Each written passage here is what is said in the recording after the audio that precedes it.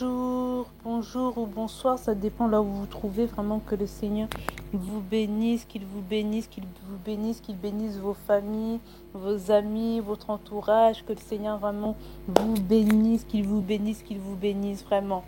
Soyez fortifiés malgré la situation actuelle. Vraiment, soyez fortifiés et sachez vraiment que le Seigneur est au contrôle de toutes choses et qu'il va agir tôt ou tard. Il est Dieu et il est tout puissant. Amen. Je viens vers vous aujourd'hui afin de partager un message que j'ai à cœur, que le Seigneur m'a mis à cœur justement. Non seulement il m'a mis à cœur justement ce message, mais il me met justement à cœur de partager ça avec toi, afin de te fortifier, afin vraiment de t'encourager. Gloire à Dieu. C'est dans le livre de 1 Roi, chapitre 17, verset 1. Je lis la parole de Dieu.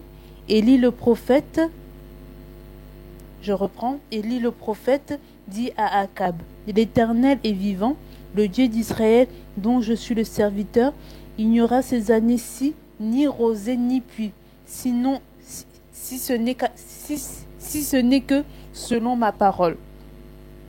Et la parole de l'Éternel fut adressée à Élie en ces mots. Pars d'ici, dirige-toi vers l'Orient et cache-toi près du torrent de Kérit, qui est en face du Jourdain. Tu boiras de l'eau du torrent, et j'ai ordonné au corbeau de te nourrir là. Il partit et fit selon la parole de l'Éternel, et il alla s'établir près du torrent de Kérit, qui est en face du Jourdain. Les corbeaux lui apportaient du pain et de la viande le matin, et du pain et de la viande le soir, et il buvait de l'eau du torrent. Mais au bout d'un certain temps, le torrent fut à sec car il n'était point tombé de pluie dans le pays. Alors la parole de l'Éternel fut adressée en ces mots au prophète Élie. Lève-toi, va à Sarepta qui appartient à Sidon, et demeure là. Voici, j'ai ordonné à une femme veuve de te nourrir. Et il se leva et il alla à Sarepta. Comme il arrivait à l'entrée de la ville, voici, il y avait là une femme veuve qui ramassait du bois. Et il l'appela et dit, va me chercher, je te prie, un peu d'eau. Et vous pourrez continuer par la suite ce passage-là, qui est vraiment très profond d'ailleurs. Moi, j'ai à cœur justement de partager un message avec vous qui est vraiment très précis. Très précis. Comment je peux m'exprimer. Il est vrai qu'actuellement nous passons par des temps très compliqués. Il est vrai que ça fait maintenant un bon moment que ça dure. La pandémie, le Covid-19, les variants, les problèmes économiques. Après certains, peut-être que vous avez des problèmes avec vos familles, avec les enfants, ça va pas trop. Le travail aussi, ça ne va pas. Il y en a peut-être certains qui font une dépression, la tristesse, l'amertume, les combats spirituels, les tiraillements, l'angoisse. Enfin, on traverse tous des situations un peu compliquées en ce moment. On traverse tous vraiment des situations très compliquées. Vraiment très compliquées. Mais le Seigneur, justement, veut te faire comprendre que malgré tout ce qui peut se passer dans ton environnement, malgré tout ce qui peut se passer autour de toi, malgré que tu as l'impression que tout est sec, tout est aride, tu as même l'impression que rien de bon ne peut se faire, surtout en cette période, surtout avec cet environnement. Laisse-moi te dire que c'est faux. Laisse-moi te dire que dans la sécheresse, l'abondance peut encore jaillir, que l'Éternel peut encore faire quelque chose pour toi, que l'Éternel peut encore te guérir, que l'Éternel peut encore te restaurer. N'abandonne pas la foi. Ce qu'il t'a dit, il le fera en son temps. N'abandonne pas. Laisse-moi te dire que si tu abandonnes, c'est la plus grande et la plus grosse erreur que tu risques de faire. Et tu risques de le regretter toute ta vie. J'aime beaucoup ce que l'Éternel dit à Élie. Pars d'ici et dirige-toi vers l'Orient. Et cache-toi près du torrent de Kérit qui est en face du Jourdain. J'ai ordonné au corbeau de te nourrir là. Je me suis toujours demandé pourquoi l'Éternel n'a pas envoyé le prophète Élie, je ne sais pas, dans un palais, je ne sais pas, à un autre endroit. Pourquoi l'Éternel justement il n'a pas dirigé son prophète vers une maison afin qu'il soit nourri par une personne. Mais l'Éternel lui dit non, va vers le torrent de Kérit. J'ai ordonné au corbeau, pas une personne, mais un corbeau, de te nourrir. Et je me suis posé la question, Seigneur, pourquoi un corbeau? Pourquoi tu ne l'as pas directement ramené vers cette veuve, la veuve de Sarepta? Juste, et pendant que je me suis posé cette question-là, j'ai eu la réponse. Parce que par moments, le Seigneur permet des situations, permet que tu puisses rester dans un sorte de désert afin de démontrer sa puissance. Comme je l'ai dit tout à l'heure, c'est dans la sécheresse que l'abondance a jailli. Des fois, le Seigneur peut permettre justement une situation, une circonstance, un événement, quelque chose de tragique, de dramatique, afin que son plan puisse s'accomplir parfaitement dans ta vie. Mais laisse-moi te dire aussi une chose, que quand tu te retrouves dans une situation que l'Éternel lui-même a permis,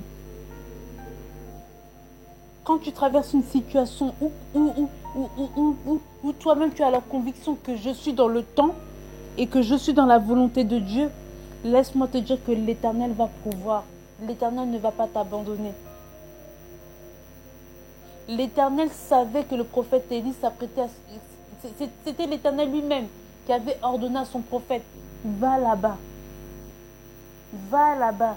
Là où c'est sec, va là-bas. Ne regarde pas ton environnement, ne regarde pas ta condition. J'ai ordonné au corbeau de te nourrir. J'ai déjà tout disposé favorablement. Ne regarde pas autour de toi. Ne regarde pas à ta condition et ne crois pas que malgré les complications, malgré cette épreuve, que moi, l'Éternel, je vais t'abandonner. Non. Et j'aime beaucoup pour aller plus loin avec cette pensée. Mais au bout d'un certain temps, le torrent fut à sec, car il n'était point tombé de pluie dans le pays. Alors la parole de l'Éternel lui fut adressée en ces mots. Lève-toi, va à Sarepta qui appartient à Sidon, et demeure là. Voici, j'ai ordonné à une femme veuve de te nourrir. La Bible dit qu'il est arrivé un temps où le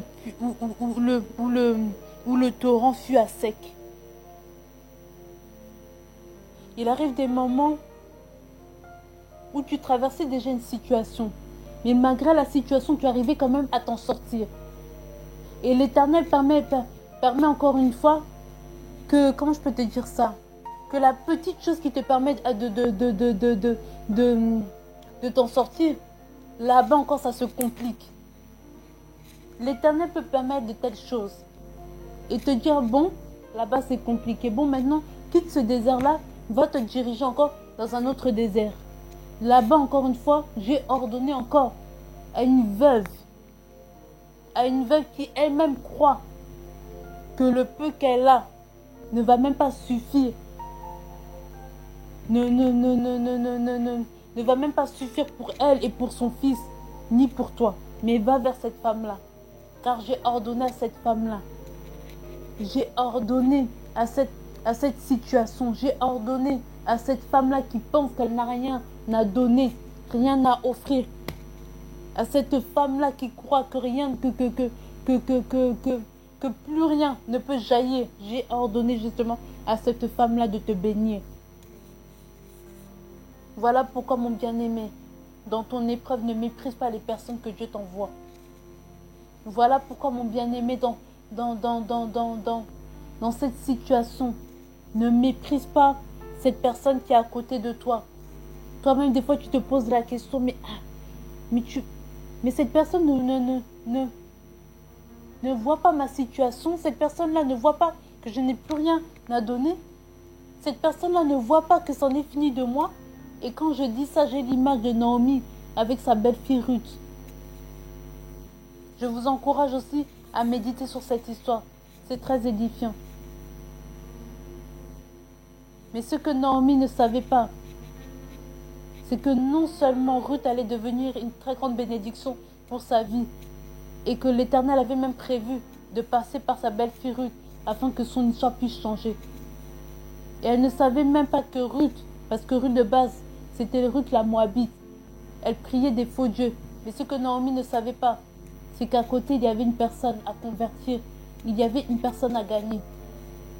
Voilà pourquoi, mon bien-aimé, n'abandonne pas la foi. Car les gens du dehors, les membres de ta famille te regardent. Ils regardent ton comportement. Ils regardent comment tu vas agir. Ils vont regarder le degré de ta foi, le degré de la confiance que tu as envers ton Dieu, la fidélité que tu as envers ton Dieu. Voilà pourquoi, mon bien-aimé, ne néglige pas ce désert. Ne néglige pas ce désert. Ne murmure pas. Ne te détourne pas. Ne recherche pas la facilité. Car je te dis que cette situation est pour la gloire de Dieu. Peu importe le nombre d'années que cette pandémie va... Peu importe le nombre d'années que nous allons faire avec cette pandémie, laisse-moi te dire que cette pandémie n'est pas un frein à la façon dont Dieu veut te bénir. Ce n'est pas un frein à la bénédiction que l'Éternel veut te donner. Ce n'est pas un frein à la guérison que le Seigneur veut te donner.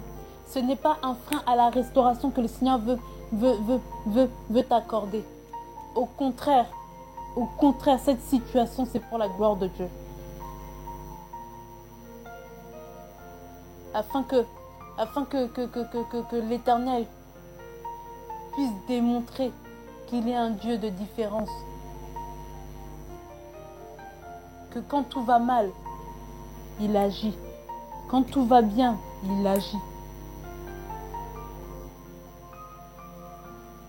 Mon bien-aimé, j'ai à cœur vraiment de te dire, garde la foi. Ne regarde pas ton environnement. Ne regarde pas tout ce qui se passe autour de toi. Ne regarde pas tout ce qui se dit. Ne regarde pas ce que tes yeux voient. Marche par la foi. La Bible dit que le juste vivra par la foi. J'aime aussi ce passage-là dans le livre des psaumes.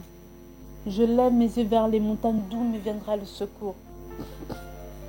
Dans ton désert, regarde à l'Éternel. Ne te détourne pas. Ce monde-là n'a rien de bon à t'offrir. Tu ne gagneras rien à retourner au monde. Tu ne gagneras rien du tout à retourner à ta vie passée. Garde tes yeux fixés vers l'Éternel. Il va agir. Peut-être pas selon toi, peut-être pas de la façon dont toi tu t'imaginais. Mais il va agir. Et c'est sa volonté à lui et à lui seul qui se fera. Je repense vraiment à l'histoire de Naomi avec sa belle-fille Ruth. Quand j'écoute les propos que Naomi tenait, elle se disait vraiment en elle-même que c'en est fini. Mon fils est mort, du moins mes fils sont morts, mon mari est mort, qu'est-ce que je vais devenir? La Bible dit que l'une de ses belles-filles, Oprah, l'embrassa et s'en est allée. Mais la Bible me dit que Ruth s'attacha à sa belle-mère. Attache-toi à l'Éternel. Même si tu en es arrivé à un point où tu te dis, qu'est-ce que Dieu peut encore faire avec moi? Qu'est-ce que Dieu peut encore faire dans cette situation? Qu'est-ce que Dieu peut vraiment encore faire avec tout ça? Qu'est-ce que Dieu vraiment peut encore faire? Laisse-moi te dire que tu vas être étonné de ce que Dieu est capable de faire. tu vas être étonné de ce que l'Éternel est capable de faire. De la même façon que la veuve de Sarepta était étonnée de ce que l'Éternel avait fait dans sa maison, tu seras étonné. Tu seras étonné. Que ce désert-là ne te décourage pas. Que cette épreuve ne te décourage pas. Elle est pour la gloire de Dieu. Elle est pour la gloire de Dieu. Cette situation n'est pas là pour te détruire, pour t'anéantir. Bien au contraire. Bien au contraire. Nous prions un Dieu. Ça risque de t'étonner ce que je vais dire. Mais nous prions un Dieu qui se plaît à nous éprouver. Un Dieu qui se plaît justement à nous briser, à nous tailler, à nous former. Un Dieu qui se plaît justement à nous former. Un Dieu qui se plaît à nous reprendre. Parce que le but de Dieu, c'est qu'à la fin, tu deviennes parfait. Tel qu'il est, tel qu'il veut que tu sois. Mais tu deviendras parfait simplement quand tu seras au ciel. Car tant que tu seras sur terre, ta chair, la chair que tu portes là, va continuer à te combattre. Il y aura toujours des tiraillements. Car la Bible dit que la chair a des désirs contraires à ceux de l'esprit. Donc tant que tu seras vivant, il y aura des tiraillements entre ce que ton esprit te poussera à faire et ta chair. Mais c'est à toi de marcher par l'Esprit de Dieu et de résister face à toutes ces choses. Garde la foi. Garde vraiment la foi. Je vais partager avec vous un passage. C'est avec le peuple d'Israël. Quand il sort justement d'Égypte. Je vais lire avec vous la parole du Seigneur. C'est dans le livre d'Exode, chapitre 13, versets 17 à 22. Quand Pharaon laissa partir le peuple de Dieu, Dieu ne leur fit pas prendre la route du pays des Philistins, bien qu'elle fût la plus directe. Dieu s'était dit, il ne faudrait pas qu'à la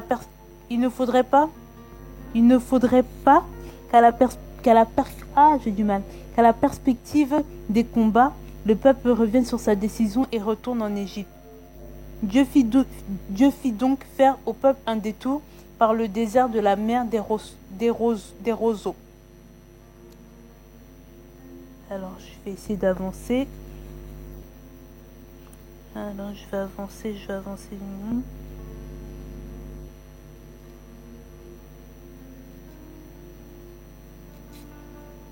Voilà. Bon, je vais m'arrêter là.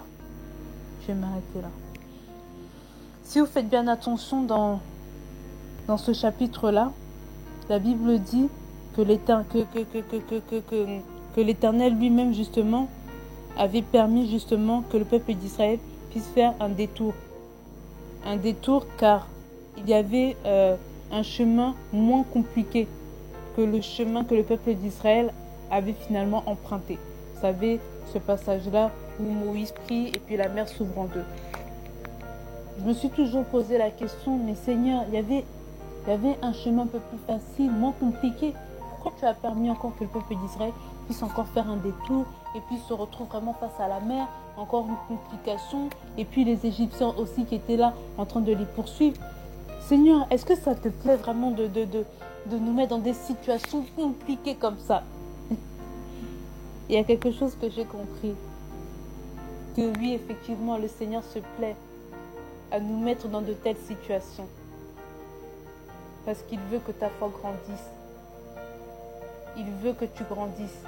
Et le seul moyen de te faire grandir, c'est à travers des épreuves, à travers des complications. Je reprends encore une fois dans cette situation, dans cette pandémie. N'aie pas peur. L'Éternel est avec toi. Et si tu es réellement là où Dieu te veut, si tu es vraiment dans la volonté, dans le temps de Dieu, laisse-moi te dire que l'Éternel ne va pas t'abandonner. Tu ne manqueras de rien. Peut-être que par moments tu te diras que c'est peu. Mais le Seigneur te donnera le strict minimum. Parce que l'Éternel sait que s'il te donne beaucoup, tu vas devenir orgueilleux. C'est pour ça qu'il te donne le minimum. N'abandonne pas. N'abandonne pas et ne méprise pas ton désert. Ne méprise pas cette épreuve. Car elle est pour la gloire de Dieu. Elle est pour la gloire de Dieu. Cette pandémie, justement, c'est cette pandémie qui a tellement duré. Et d'après ce que le Seigneur m'a fait comprendre, il y a encore une autre crise qui s'apprête à venir. Mais ce que j'ai compris, c'est que vraiment toutes ces situations ne sont pas là pour nous détruire. Bien au contraire, c'est pour nous préparer, nous façonner. Tout un chacun. Que Dieu te bénisse. Amen.